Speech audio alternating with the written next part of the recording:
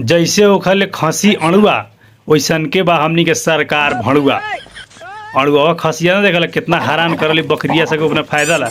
तो उनतीय सरकार जब नया कोनो काम शुरू करबा नु तो हैरान करतो 50 गो नियम बततवा हई न मिले ता हव न मिले ता उनतीय। तो हमनी हो गई सर्वसाधारण आ सरकार के कुछ नौकर हवा सरकारी कर्मचारी उ आके साला इतना ना हैरान करी तोरा के हरदम चीट काट दी न तो कही नाश्ता पानी के ढेउआ दे।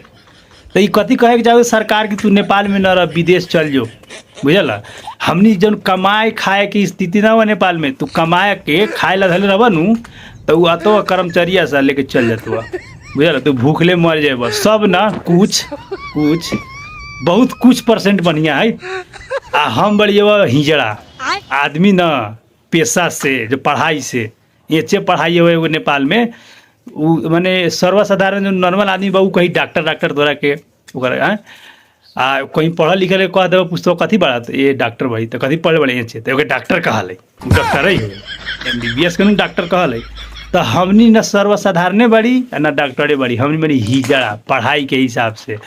तो नेपाल सरकार से अनुरोध बा कि कुछ तो कुछ उकनी के DRI MBBS वाला के तो हमनी के CR BR कुछ होता दी हमनी के।